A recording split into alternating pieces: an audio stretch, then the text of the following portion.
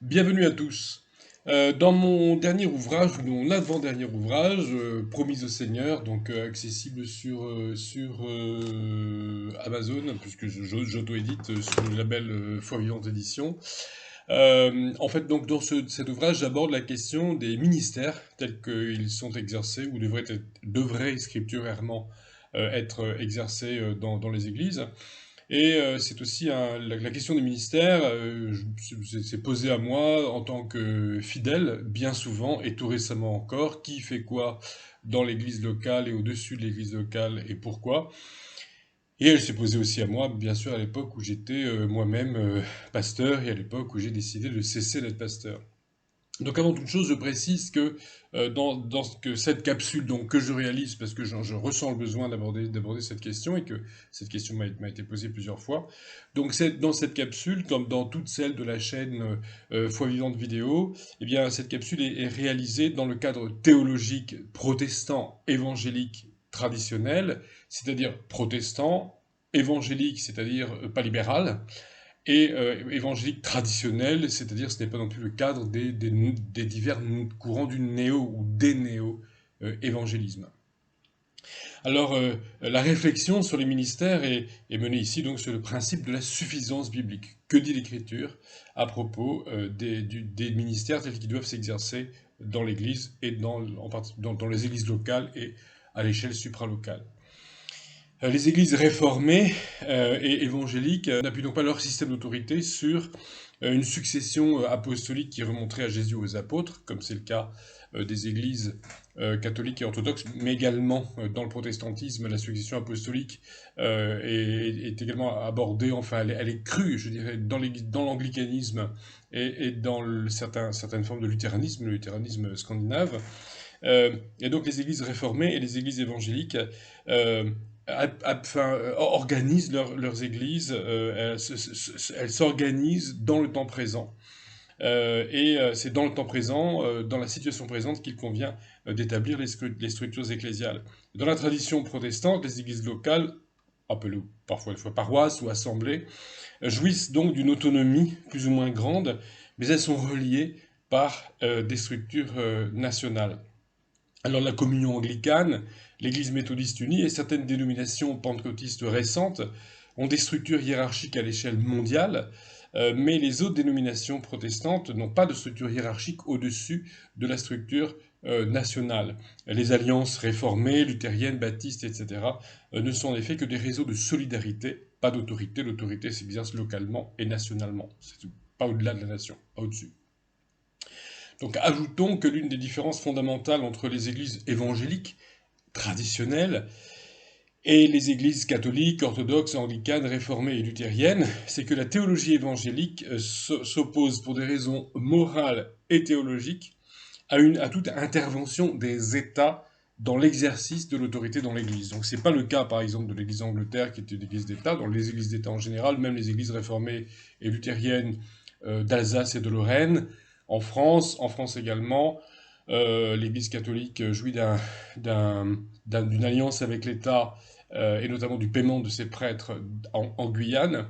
Et puis il y a un cinquième département concordataire en France, c'est Mayotte, où là ça concerne l'islam par contre. Donc il n'y en a pas trois, comme on le croit souvent, départements en France où la loi de 1905 sur la séparation des églises et de l'État ne s'applique pas, mais cinq si on compte deux départements d'outre-mer. Donc voilà, il sera aussi question dans cette capsule d'une stricte séparation entre l'Église et l'État. Alors bien que la réflexion dans cette vidéo soit menée dans ce cadre particulier de la théologie évangélique traditionnelle, je pense qu'elle apportera, je l'espère, quelques pistes de réflexion à des personnes qui sont extérieures à la chrétienté, mais également à des personnes qui appartiennent à d'autres traditions de chrétienté. L'Église et les ministères dans l'Église sont des institutions divines. Dieu n'a pas adressé à tous une vocation de théologien. La Bible nous dit que l'assemblée doit être conduite par des anciens aptes à l'enseignement. Alors, chaque fois que je cite un texte biblique, je ne donnerai pas forcément la référence, mais la référence de ces textes se trouve dans des notes marginales si vous vous procurez le texte de cette vidéo. Donc ce PDF vous est accessible grâce à un lien de téléchargement dans la description de la vidéo.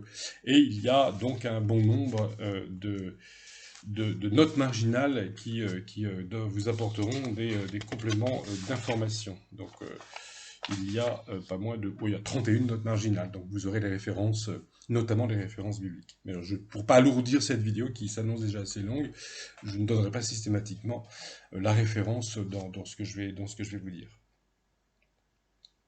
Donc la Bible nous dit que l'assemblée doit être conduite par des anciens, et ces anciens doivent être donc aptes à l'enseignement, et Paul, l'apôtre Paul, appelle les anciens pasteurs et docteurs, en grec, poimen, kai, didaskalus, le fait d'être berger et enseignant, pasteur et docteur, est indissociable. En tout cas, je pense qu'on peut être enseignant sans être docteur, et sans être pasteur, mais le pasteur, dans le rôle du pasteur, dans le rôle du berger, il y a effectivement la capacité à enseigner, ce qui est confirmé par divers passages.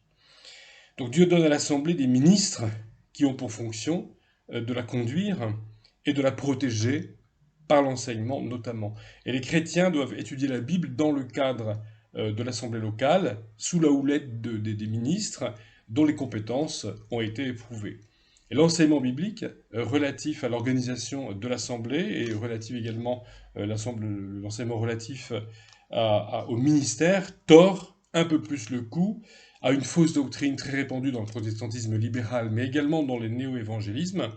Donc cette fausse doctrine, c'est la doctrine de la libre interprétation. Beaucoup de protestants, libéraux ou néo-évangéliques, croient que les chrétiens sont libres d'interpréter l'écriture comme ils le veulent, ce qui n'est absolument pas biblique. Et nous lisons à cet égard ce qu'écrit Paul. C'est Jésus qui a donné les uns comme apôtres, les autres comme prophètes, les autres comme évangélistes, les autres comme pasteurs et docteurs, pour le perfectionnement des saints. Cela en vue de l'œuvre du service et de l'édification du corps du Christ, jusqu'à ce que nous soyons tous parvenus à l'unité de la foi et de la connaissance du Fils de Dieu, à l'âge adulte, à la mesure de la stature parfaite du Christ. Ainsi nous ne serons plus des enfants flottants et entraînés à tout vent de doctrine, joués par les humains avec leurs fourberies et leurs manœuvres séductrices, mais en disant la vérité avec amour, nous croîtrons à tous égards en celui qui est le chef, Christ.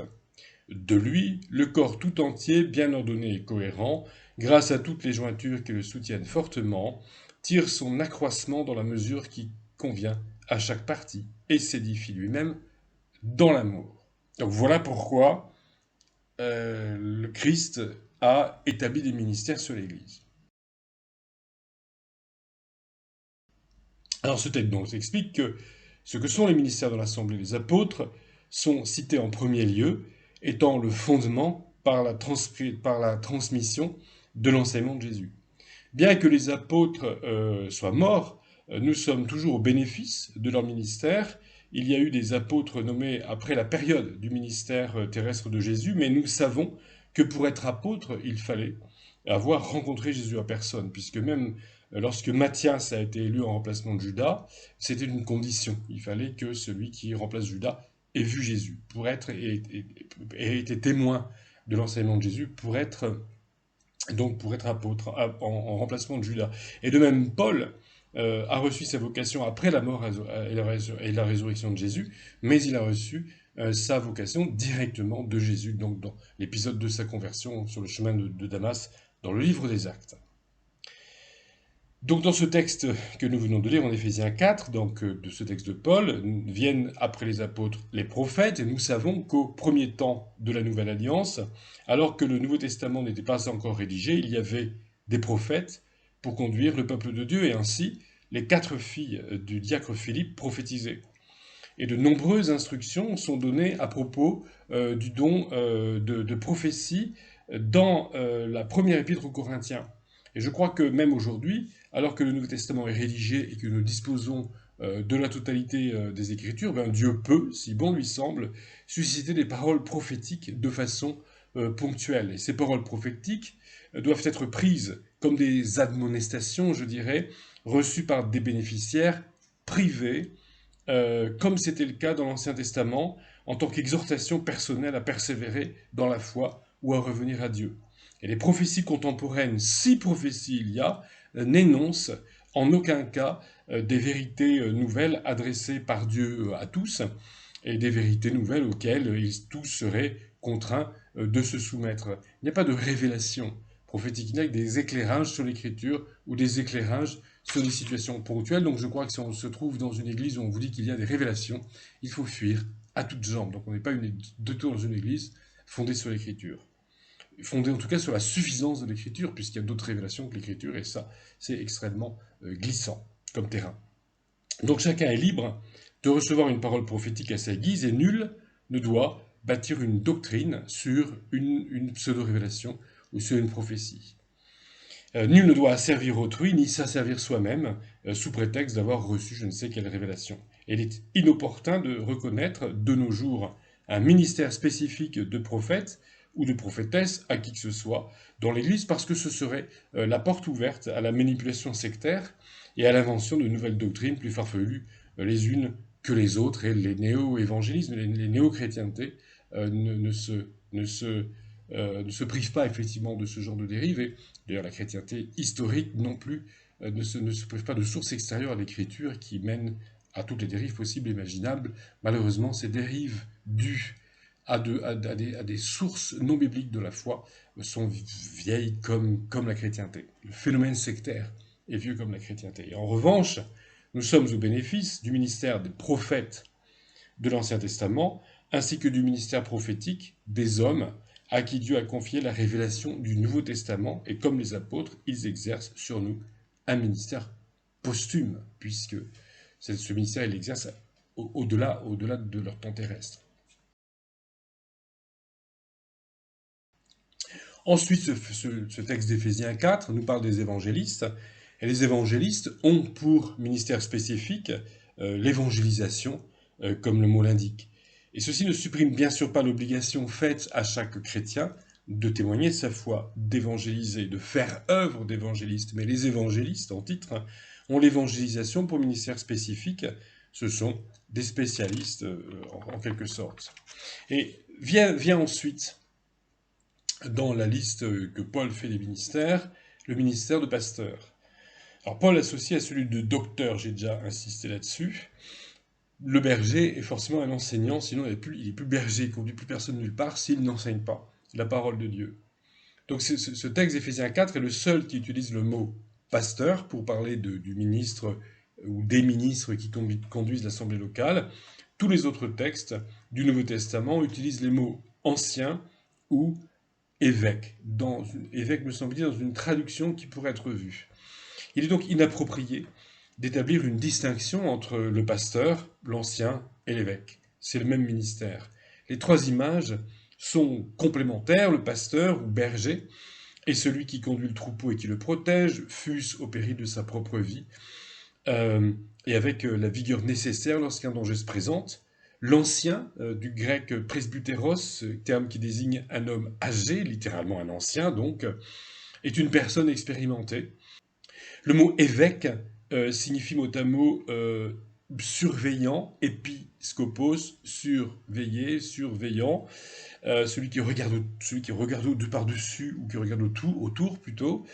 Et on pourrait donc traduire le mot évêque par surveillant, mais mieux encore par celui qui veille sur, le veilleur. J'aimerais bien traduire effectivement. Si un jour je traduis le Nouveau Testament, ce mot épiscopos se traduit par le veilleur en fait. Et donc le veilleur, hein, c'est en fait celui qui veille sur le troupeau, avec bienveillance. Alors nous constatons aussi que le ministère de pasteur ancien évêque est indissociable de l'enseignement. J'insiste encore lourdement là-dessus.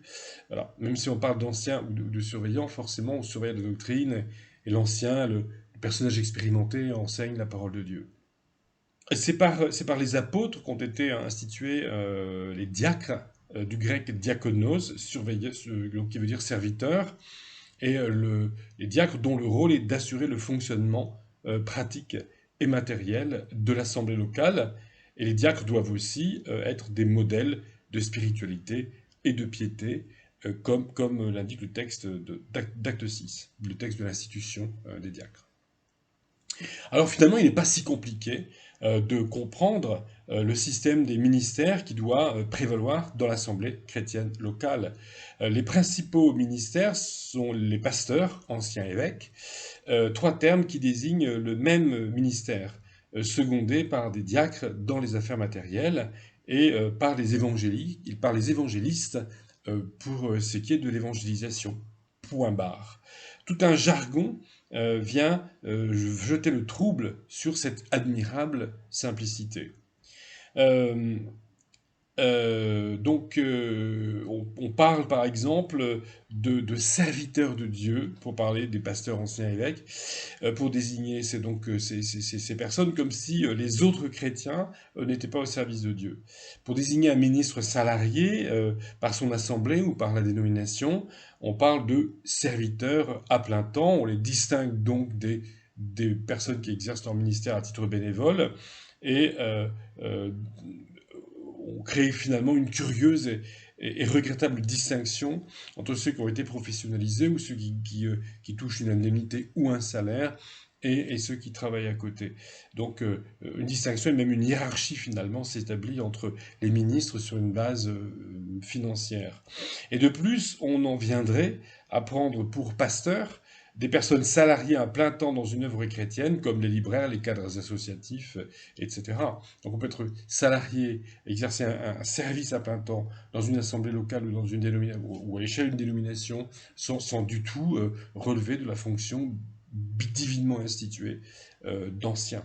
Donc un serviteur à plein temps, c'est une chose, un ancien, c'est autre chose.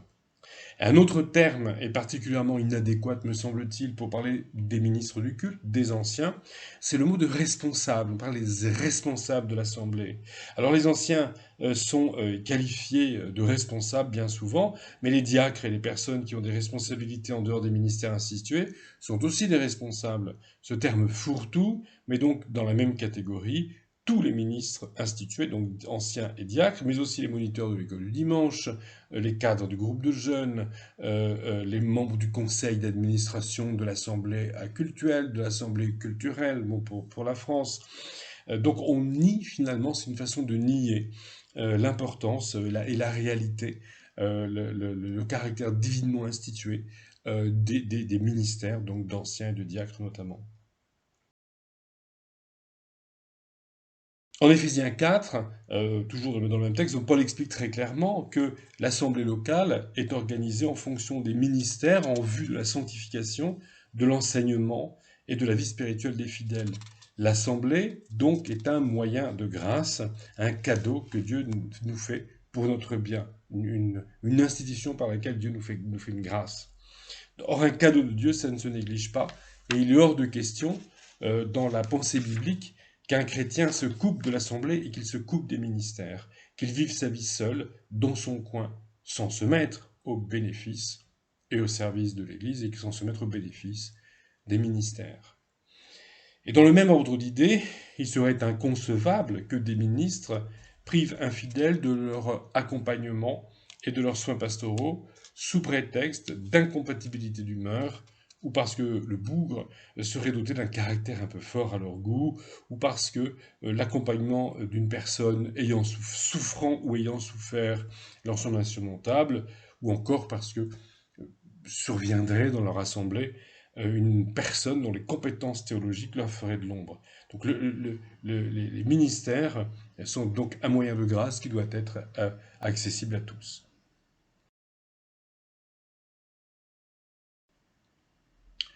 La question de la légitimité se pose de façon épineuse dans les assemblées évangéliques.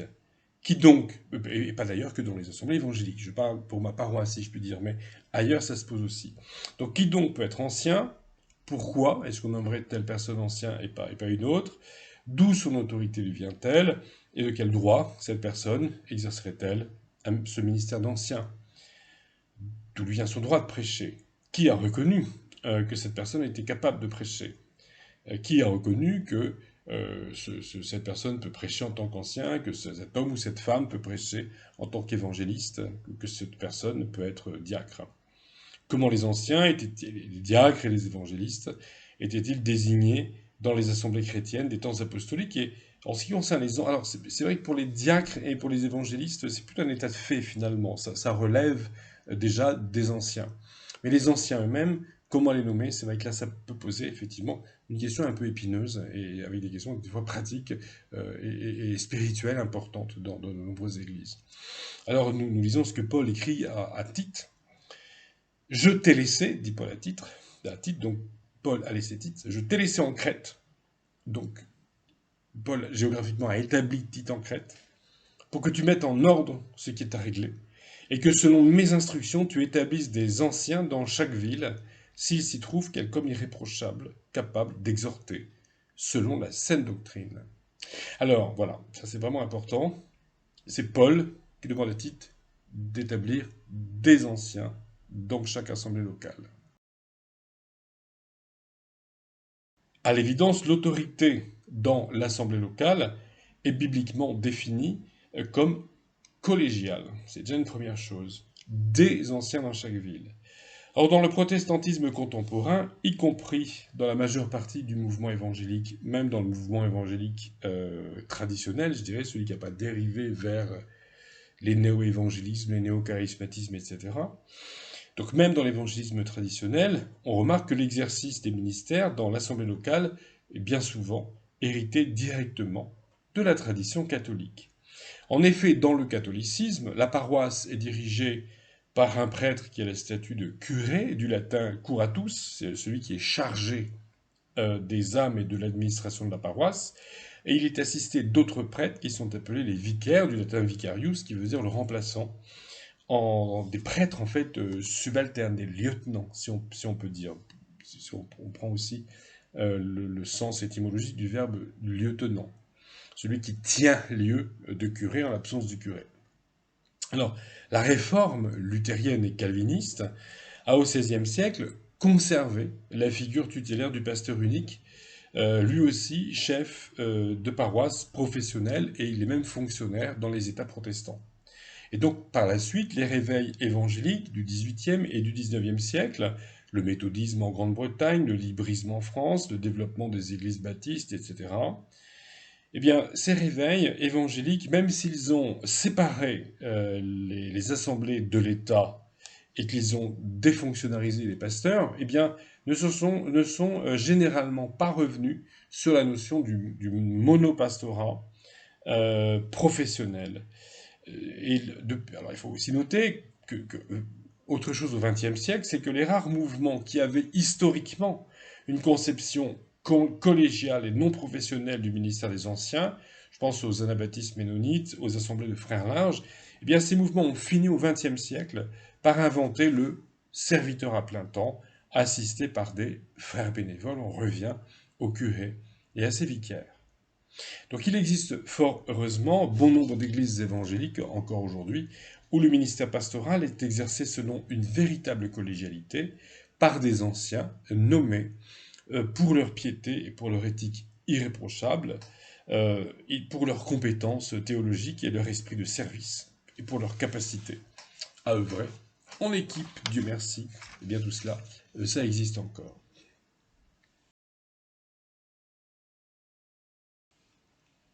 Autre évidence qui ressort de Tite, du livre, enfin donc de l'épître à Tite que je citais tout à l'heure, Tite 1, versets 5 à 9, eh bien c'est la nomination des anciens par une instance qui regroupe plusieurs assemblées sur un territoire donné.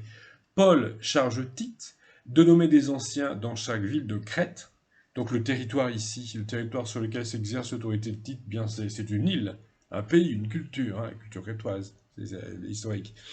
Et bien donc l'autorité les prérogatives de Tite s'exercent sur un pays, sur un territoire donné, où se trouvent eh bien, plusieurs villes, dans chacune de ces villes, une assemblée chrétienne.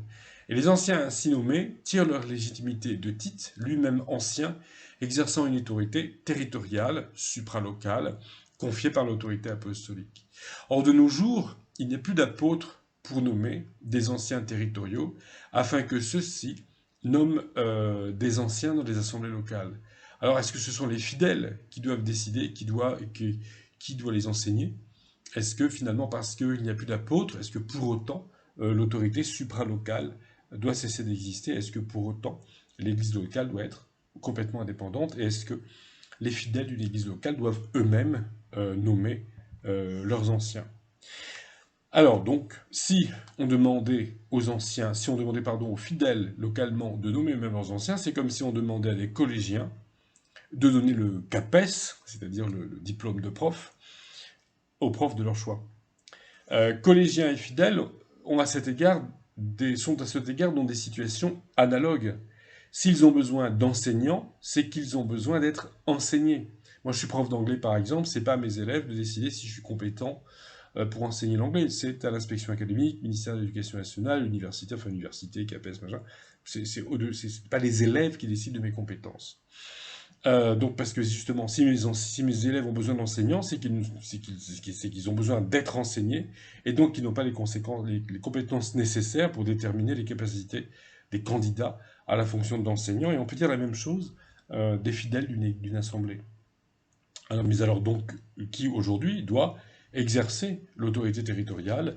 Les dénominations évangéliques traditionnelles ont de longue date répondu, me semble-t-il, de façon satisfaisante, biblique et satisfaisante, biblique donc satisfaisante, à cette question.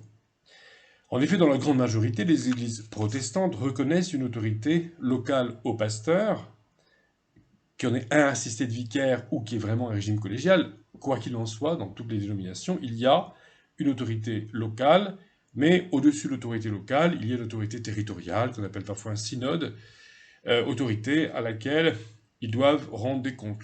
Alors synode, commission des ministères, il peut y avoir d'autres expressions, mais en tout cas, en tout cas, il y a une autorité quand même qui décide de la nomination ou de la confirmation des anciens et des pasteurs dans leur ministère.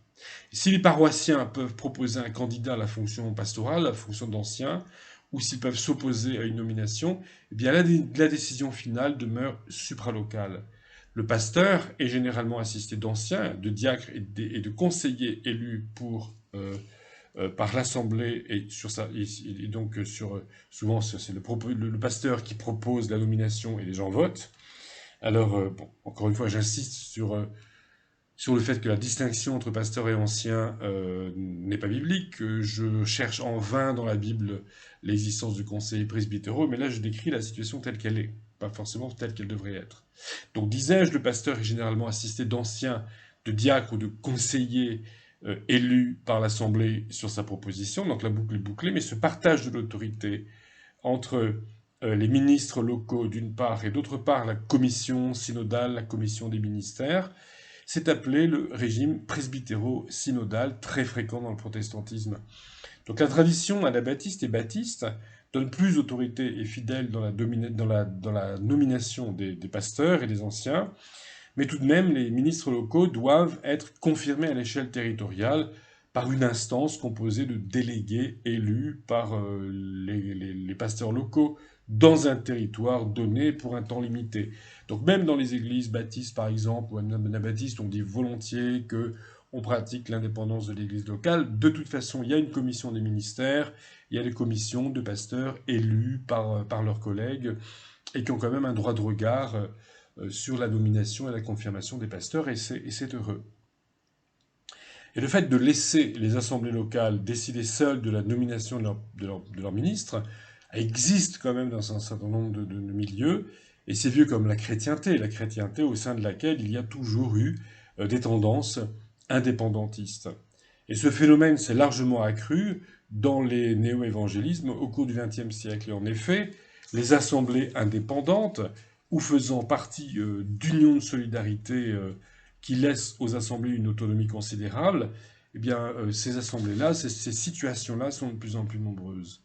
De plus, au sein des unions dénominationnelles dotées de commissions des ministères ou de conseils synodaux, hein, les vieilles dénominations, enfin les dénominations traditionnelles où il y a des structures nationales, des commissions des ministères, des synodes, des conseils synodaux, eh bien, on constate, et j'en ai fait l'expérience, que ces structures supralocales, ces structures nationales, se contentent souvent, en matière de ministère et de discipline, d'entériner les décisions prises localement, et elles s'ingèrent de moins en moins dans les affaires paroissiales. Et quand il y a un litige dans une assemblée locale, finalement, le discours de la commission du ministère ou du conseil synodal ou quoi, c'est souvent de dire, écoutez, vous devez vous soumettre aux pasteurs et aux anciens qui ont toute notre confiance. Dans ces cas-là, du point de vue, et ça je l'ai constaté et je suis en train de le constater une nouvelle fois, du point de vue de la discipline et du fait de faire régner la justice dans une église locale, de ce point de vue-là, la structure supralocale ne sert à rien quand on a affaire à ce genre de dérive. Or, l'indépendance totale des assemblées locales, c'est la porte ouverte à toutes les manipulations et à toutes les dérives, puisque si localement on a un potentat qui fait ce qu'il veut, ça s'appelle tout simplement une dérive sectaire. Donc, l'écriture prévoit une structure supralocale, et la structure supralocale, c'est le garde-fou contre les dérives sectaires. Alors, nous lisons en Éphésiens 4 aussi qu'il y a un seul corps, un seul Seigneur, une seule foi, un seul baptême. Donc le Nouveau Testament ne présente pas l'assemblée locale comme une entité indépendante, qui déciderait toute seule de sa confession de foi. Je comprends difficilement qu'une église un jour puisse décider localement, tiens, on va rédiger une confession de foi. Qu'est-ce que c'est chose comme ça? C'est complètement absurde. Ce n'est pas une assemblée locale de décider de sa discipline, de la nomination de ses ministres, toute seule dans son coin. Timothée était un proche collaborateur de Paul dans son ministère d'apôtre, et en tant que tel, que proche collaborateur de l'apôtre, il jouissait d'une autorité qui dépassait le cadre de l'assemblée locale. C'est ce que nous lisons en 1 Corinthiens 4, 2 Corinthiens 1, 1 Thessaloniciens 3. Paul écrit donc à Timothée, après nous avons déjà lu ce qu'il écrit à Tite, il écrit à Timothée, ne reçoit pas d'accusation contre un ancien, si ce n'est sur la déposition de 2 ou 3 témoins. Donc ce que nous dit ce texte, c'est que l'apôtre Paul refuse l'idée que les anciens soient à la fois juges et partis dans un différend avec les fidèles. Donc c'est un tiers extérieur à l'assemblée locale et qui a autorité sur les assemblées locales qu'il faut faire appel. L'assemblée locale n'est donc pas indépendante en matière de discipline, et les ministres de l'assemblée locale, les anciens traits d'union pasteurs, les ministres de l'assemblée locale n'exercent pas leur autorité en vase clos. Il semble donc que l'équilibre proposé par le régime protestant traditionnel, le régime presbytéro-synodal, s'il est bien compris et appliqué, eh bien ce régime répond aux exigences de l'Écriture. Dans l'évangélisme contemporain, comme je l'ai déjà largement mentionné, eh bien une distinction est souvent faite entre pasteurs, serviteurs à plein temps, salariés, formés théologiquement, d'une part, et anciens bénévoles, souvent sans formation et élus démocratiquement. Donc il me semble qu'une formule beaucoup plus biblique consisterait à nommer des anciens préalablement formés théologiquement, désignés par une commission territoriale, en laissant aux fidèles de l'assemblée locale une voix consultative. Si effectivement personne ne peut picher la personne, l'ancien voulu par la dénomination, ça s'annonce mal quand même. Et donc s'il est prévu que l'un ou l'autre des anciens se consacre à plein temps à son ministère, alors il est souhaitable qu'il ait une solide expérience professionnelle et qu'il ait la possibilité de retourner rapidement à son gagne-pain profane en cas de besoin. Et surtout, qu'aucune distinction de statut, ni même une distinction de terme, ne soit établie entre les ministres, bénévoles et salariés. Et si dans une petite assemblée locale, personne n'est apte au ministère, il est de la responsabilité des autorités supralocales, non pas de nommer par défaut quelqu'un qui ne saura pas faire la job, comme diraient les Québécois, mais il est de leur responsabilité de susciter des vocations de missionnaires intérieurs. Finalement, quelqu'un viendrait de l'extérieur, s'installerait, se déplacerait, sans pour autant que l'on professionnalise le ministère. Mais on est très souvent à déménager pour des tas de raisons, pour gagner 200 € mensuels de plus. On devrait bien trouver les chrétiens aussi, prêts à déménager, à s'installer à quelques dizaines ou centaines de kilomètres de leur domicile initial, pour prendre la responsabilité d'une assemblée locale en tant qu'ancien, tout en travaillant par ailleurs. Un ministère d'assemblée n'est pas un métier profane et n'a donc pas à relever de diplôme sur le modèle universitaire et professionnel. Les facultés qui délivrent des licences et des masters, c'est bon pour le monde, à des instituts de théologie biblique qui forment des fidèles à la théologie, à l'éthique et à la liturgie, dans le sens de la capacité à diriger des cultes, et qui forment des fidèles à la prédication, pour en faire donc à l'assemblée et au monde, donc pour l'enseignement des chrétiens et pour l'évangélisation, euh, et puis qui sanctionnerait les études par un rapport remis à l'Église. Ça me semble tout à fait correct, tout à fait biblique. De plus, tous n'ont pas la possibilité de passer 1, 2 ou 3 années, voire plus, sans travailler, euh, à étudier la théologie dans des instituts et des facultés aux frais de scolarité élevés. Il doit être offert à des fidèles de tous les âges la possibilité d'étudier à un rythme soutenu, tout en travaillant et en menant une vie de famille équilibrée. Ainsi, par exemple, l'association baptiste francophone dans laquelle j'ai été baptisé il y a bien longtemps, dans les années 80, dont j'ai fait partie, euh, euh, elle proposait, je pense qu'elle elle propose toujours, un programme d'études de théologie en 8 ans qu'on peut suivre à domicile, et ceci bien avant l'invention d'Internet. Je crois que ça fait à peu près une centaine d'années que c'est proposé. Et c'est proposé à des travailleurs adultes. Donc ce genre de formation à domicile, en prenant son temps, encadré par un réseau d'enseignement qualifié, notamment par les pasteurs locaux, euh, me semble-t-il, à développer. Et si la crise du Covid-19 a eu un effet positif, s'il y en a positif, s'il y en a eu un, c'est la découverte des possibilités offertes par le travail en vidéoconférence. C'est quand même extrêmement pratique. Et on peut aussi passer des diplômes en vidéoconf et se former. C'est aussi ce que j'envisage moi-même pour améliorer ma connaissance du grec néo-testamentaire, par exemple. Donc voilà, formons nos ministres de façon efficace et conforme à l'esprit biblique du ministère, par vidéoconf, par des webinaires, en leur donnant des bibliographies et avec un suivi local ou par Internet. Enfin, c'est formidable, il faut pouvoir aussi profiter des nouvelles technologies. Alors que dit l'Écriture? Là, on va lire plusieurs passages en ce qui concerne l'aptitude à l'enseignement. L'Écriture nous dit, il faut que l'évêque, le veilleur, il faut que le veilleur soit apte à l'enseignement. Il faut en effet que le veilleur soit attaché à la parole authentique telle qu'elle a été enseignée, afin d'être capable d'exhorter selon la saine doctrine et de convaincre les contradicteurs. Il y a en effet, surtout parmi les circoncis, c'est-à-dire parmi les chrétiens d'origine juive, beaucoup d'indisciplinés, de vains discoureurs et de séducteurs auxquels il faut fermer la bouche. Ils bouleversent des familles entières en enseignant ce qu'il ne faut pas pour un gain honteux. Alors là, Paul règle un peu un problème avec les chrétiens d'origine juive. Ça n'a rien à voir avec leur origine juive, c'est dans un contexte bien particulier. Mais ce phénomène, effectivement, de gens qui parlent trop dans les églises et qui racontent n'importe quoi, ça existe encore. Alors, un autre texte dans 1 Timothée, ne réprimande pas durement le vieillard, mais exhorte-le comme un père, les jeunes hommes comme des frères, les femmes âgées comme des mères, et les jeunes femmes comme des sœurs en toute pureté. Voilà pour les citations bibliques. Donc voilà quelles sont les compétences aussi, les compétences de douceur, de diplomatie et d'attachement à la bonne doctrine que doivent avoir, et donc l'aptitude à l'enseignement que doivent avoir les ministres du culte. Alors les anciens, donc voilà, doivent être pourvus de compétences éprouvées. Le ministère presbytéral, c'est-à-dire du grec presbytéros, le ministère d'anciens, n'est pas une sinécure, on n'est pas là pour se reposer, c'est pas le club med, c'est une lourde responsabilité et qui exige un savoir-faire. Les 3 passages donc, que je viens de lire euh, sont on ne peut plus clairs. L'ancien doit être capable d'enseigner la doctrine chrétienne, donc il doit la connaître. Il doit savoir prêcher, il doit donc aussi avoir de la pédagogie, une certaine rhétorique. Et il doit savoir répondre aux questions des fidèles. Il doit savoir aussi faire triompher la vérité face aux fausses doctrines et faire valoir et faire taire aussi les fauteurs de troubles.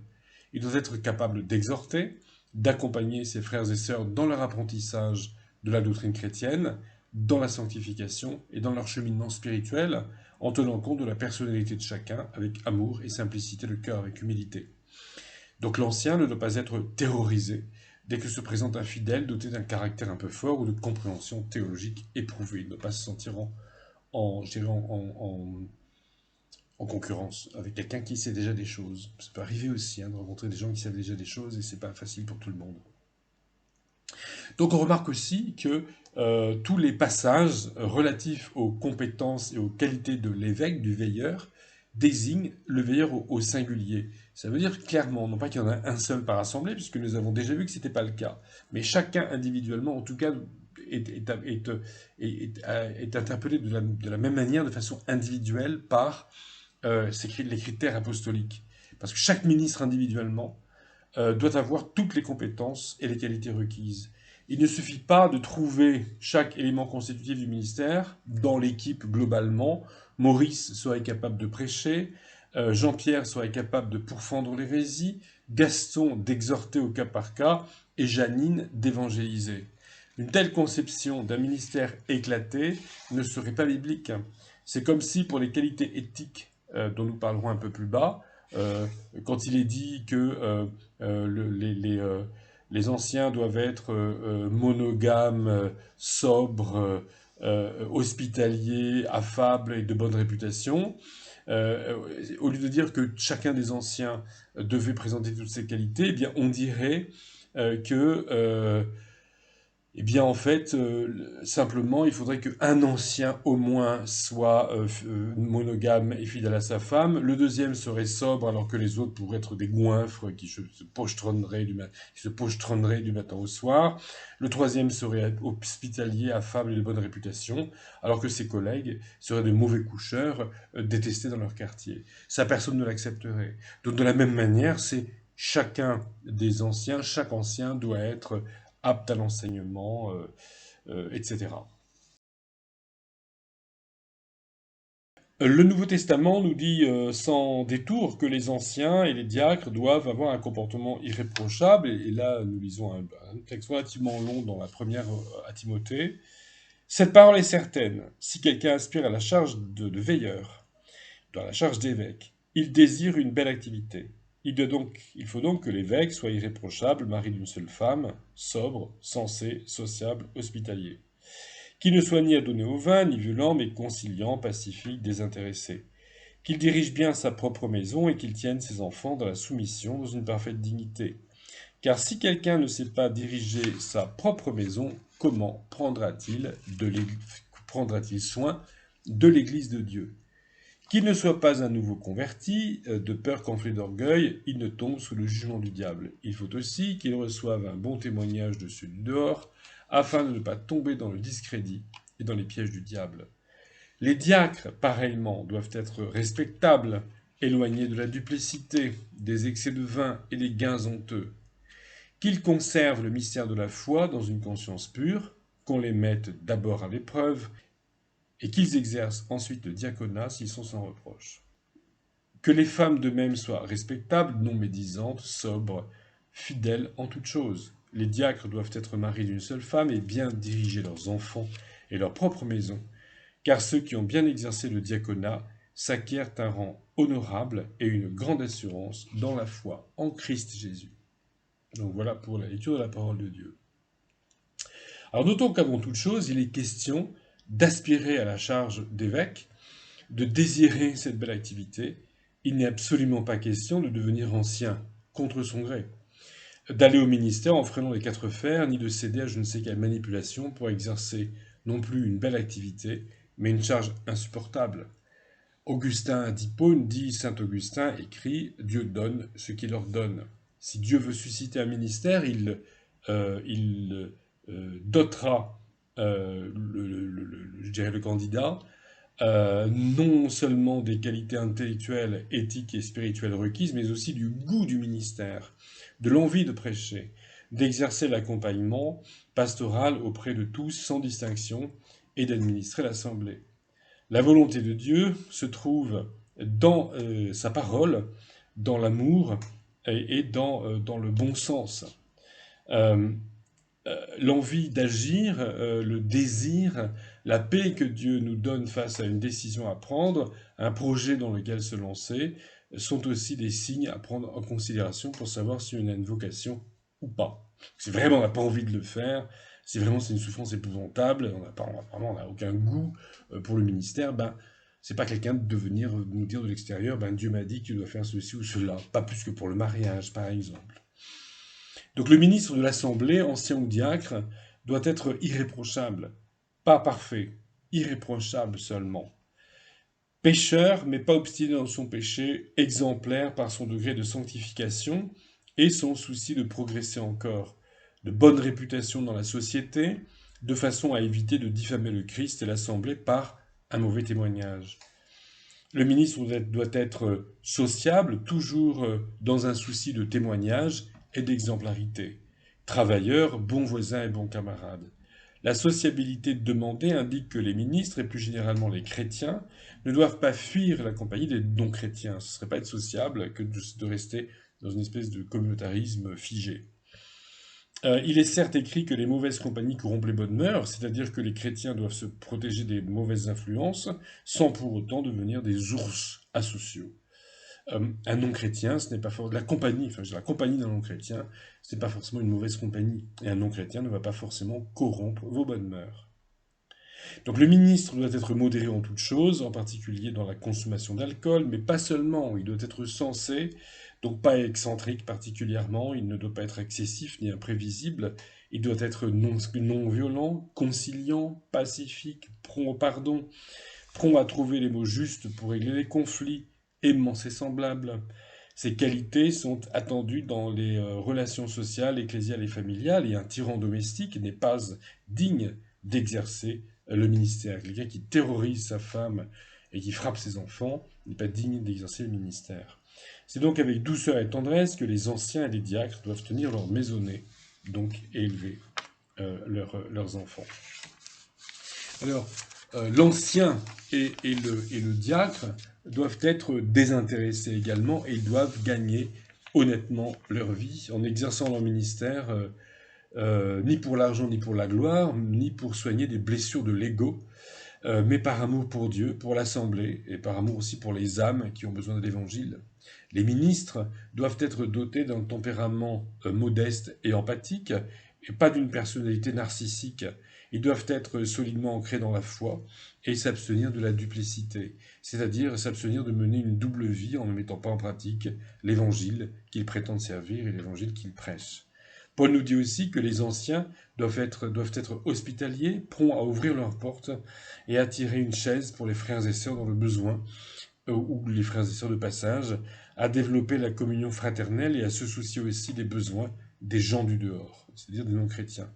Il importe aussi donc de nous préoccuper de nos semblables, même si ces semblables nécessiteux ne partagent pas notre foi, et ça la chrétienté tout de même à montrer, enfin, ne manque pas de gens qui ont montré l'exemple de charité exercée vers ces gens du dehors. Le ministre du culte doit être, est-il écrit, mari d'une seule femme, c'est-à-dire monogame et fidèle. Cela me semble être la moindre des choses quand même, d'être monogame et fidèle. Cette précision insiste sur l'exemplarité des ministres sur le plan sexuel. Et cette exigence, associée à celle d'un bon témoignage rendu à la société, cette exigence de respectabilité du ministre, indique que si un ministre chute sur le plan sexuel et qu'un scandale s'ensuit, le ministre en question doit être démis de ses fonctions, même s'il s'est repenti et si le mariage a survécu, car il a perdu sa crédibilité. Ça va lui rester collé au-dessus, collé aux fesses, si je puis dire. C'est-à-dire que le pardon doit être total, mais l'évangile ne doit pas être diffamé, donc on doit mettre la personne à l'écart après un scandale sexuel où la personne a vraiment été coupable, voilà. Donc, comme le dit le proverbe, donc un proverbe guadeloupéen, le pardon ne guérit pas la noce. Pardonner, ça ne veut pas dire forcément ne pas tenir compte des conséquences du péché qui a été commis. Dans l'Épître aux Éphésiens, Paul exhorte les femmes diacres à s'abstenir de la médisance. Gardons-nous, bien sûr, de conclure que la propension à casser du sucre sur le dos des copines était un travers uniquement féminin à Éphèse il y a 2000 ans. Tous les chrétiens doivent fuir ce péché qui se trouve être un empêchement au ministère. Donc c'est pas que dans le contexte de Paul qui s'adresse aux Éphésiennes, aux diacres, aux femmes diacres éphésiennes. Ça va beaucoup plus. Toute l'écriture, de toute façon, donc ça s'adresse à nous tous. Alors, il faut noter que en Romains 16, Phébé est désigné sous le terme masculin de diakonos, de façon à établir clairement qu'il s'agit d'une femme exerçant le service de diacre et non pas d'une servante au sens professionnel d'une employée de maison. Les femmes diacres exerçant leur ministère en assemblée ne doivent pas être confondues en effet avec les diaconesses, qui sont désignées sous une forme féminine et qui sont des religieuses protestantes qui ont fait leur apparition au XIXe siècle. La première communauté de diaconesses fut fondée en 1836 à Kaiserswerth, qui fait maintenant partie de la municipalité du Gros Düsseldorf en Allemagne. Donc, les femmes diacres, c'est une chose. Donc, le ministère diaconal, qu'il soit exercé par une femme ou par un homme, c'est une chose. Et les diaconesses, dans le protestantisme, c'est autre chose.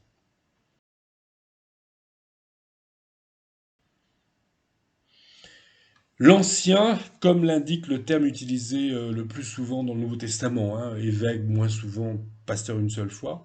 Donc l'Ancien euh, doit être une personne d'expérience, justement. Presbytéros, l'Ancien, le vieux, vieil homme. Donc l'Ancien, le ministre du culte, celui qui fait partie de l'équipe de ceux qui dirigent l'Assemblée, ne doit pas être un, passez-moi l'expression, ils sont bien françaises, un lapin de 6 semaines ni un perdreau de l'année. En tout cas, il ne doit pas être un nouveau converti, car selon l'apôtre, il serait enclin à l'orgueil, insuffisamment sanctifié. Il pourrait considérer le ministère comme un sujet de vaine gloire. Peut-être même, certains pourraient-ils considérer le ministère d'ancien comme un tremplin social. Je suis ancien dans une assemblée, je suis monsieur le pasteur, et ça flatte mon ego et ça guérit certaines blessures sociales, certaines blessures égotiques, blessures narcissiques. Ça, alors, faut surtout pas que les ministères bibliquement établis servent à ça. Avoir une audience, hein, un certain pouvoir, voilà qui peut enfler la tête de jeunes kékés encore peu sanctifiés, encore peu imprégnés de l'esprit des béatitudes. Hein. Bienheureux ceux qui ont l'esprit de pauvreté, le royaume des cieux est à eux. Mais ceci dit, le risque de tomber dans l'orgueil est bien présent aussi pour des chrétiens plus âgés. Des chrétiens de tous âges peuvent exercer un ministère, ou peuvent désirer exercer un ministère, simplement, encore une fois, pour guérir des blessures de l'ego, même s'ils ont 70 ans d'âge et 50 ans de conversion.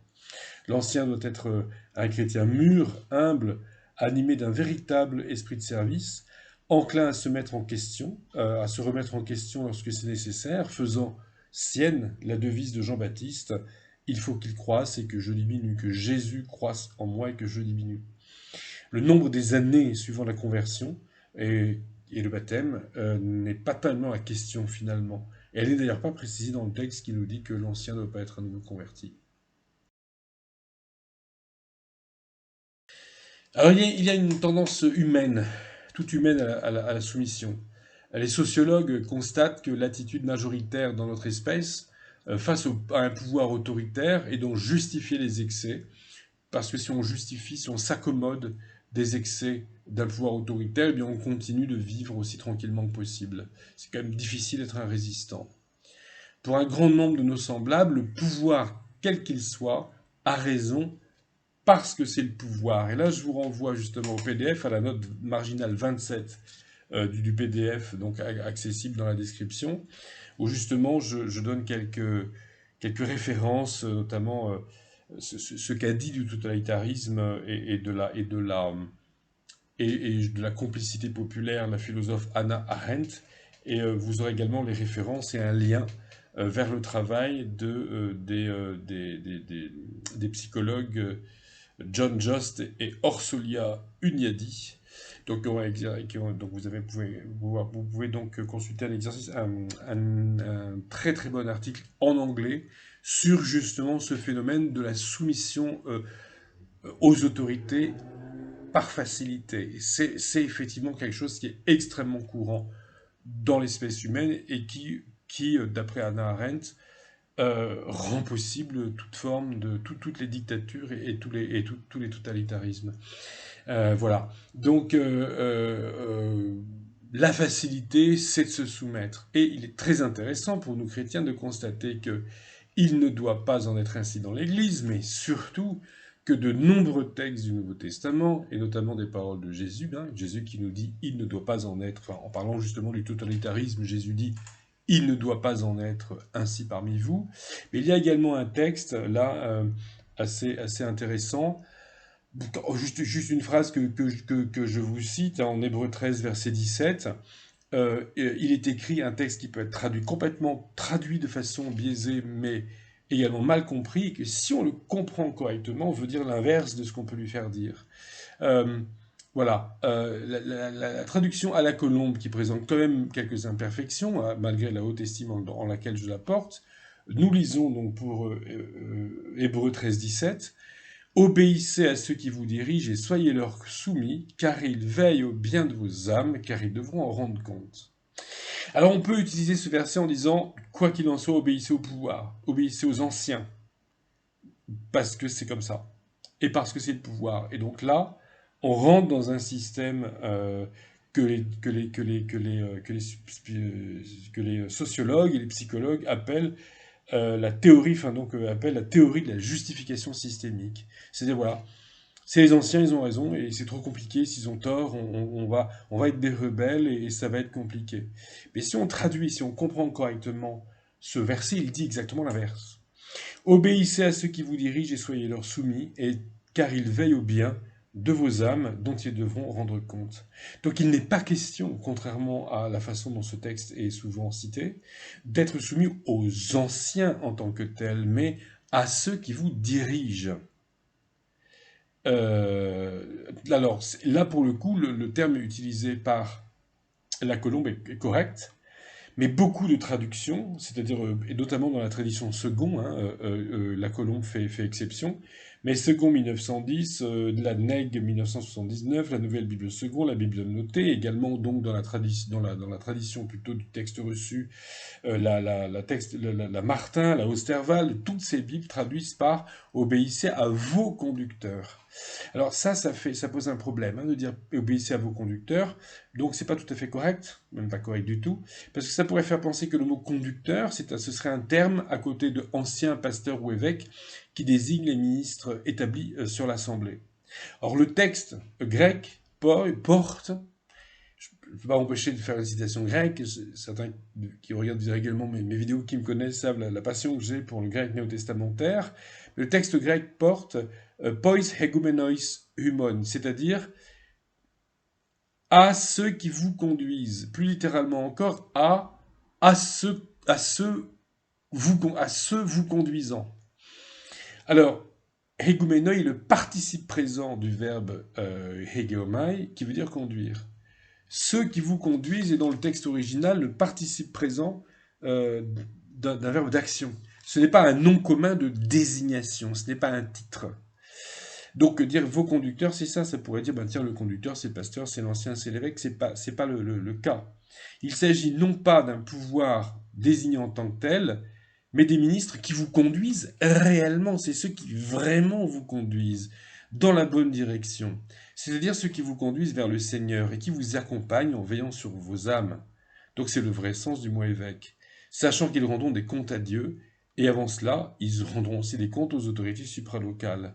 Donc Paul écrit que 2 personnes au moins peuvent porter une accusation contre un ancien devant les autorités supralocales. Ça, c'est en 2 Corinthiens 13:1.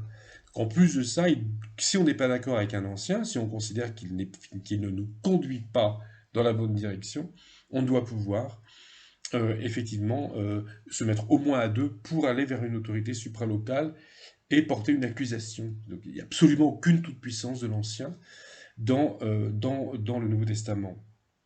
Et il faut aussi noter que les injonctions obéissez et soyez soumis relèvent d'une traduction qui mérite d'être reconsidérée. Le verbe grec peitho est traduit partout dans le Nouveau Testament différemment. C'est-à-dire qu'il y a plus de 50 citations, 50 occurrences, il me semble qu'il y en a 53 de mémoire, du verbe peitho dans le Nouveau Testament.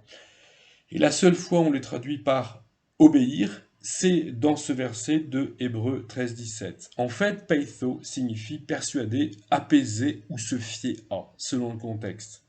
Il est donc question de se fier à quelqu'un, de se laisser paisiblement persuader. Et de même, l'expression rendue dans la traduction à la Colombe par soyez soumis vient du verbe, on retrouve pour cette expression le verbe grec upeiko, qui veut dire littéralement écouter par-dessous. Il y a la traduction second 1910, par contre, pour ce verbe traduit par ayer de la déférence, ce qui me semble beaucoup plus proche de la traduction, enfin du texte original grec, et qui donc une traduction plus correcte de ce verset me semblerait être: fiez-vous à ceux qui vous conduisent et écoutez-les avec déférence. On est loin de l'idée selon laquelle il faudrait obéir aux anciens en tant que tels et leur être soumis seulement parce que c'est les anciens. Donc l'idée de se soumettre systématiquement à l'autorité parce que c'est l'autorité n'est pas biblique. Est-ce que Jésus l'a fait? Est-ce que les réformateurs l'ont fait? Est-ce que les gens des réveils successifs dans l'évangélisme se sont soumis parce qu'il fallait se soumettre? Non. Non. Le Nouveau Testament institue l'Église car il n'y a pas de vie chrétienne pleinement épanouie sans piété commune, sans participation au mémorial de Jésus, dit Sainte Seine. Il n'y a pas de piété chrétienne sans communion, enfin de vie chrétienne épanouie sans communion fraternelle et sans enseignement. L'exercice des ministères et particulièrement la reconnaissance d'un collège d'anciens théologiquement, spirituellement et moralement qualifiés pour conduire l'Assemblée de Dieu est une nécessité pour chaque chrétien. Que le Seigneur nous accompagne.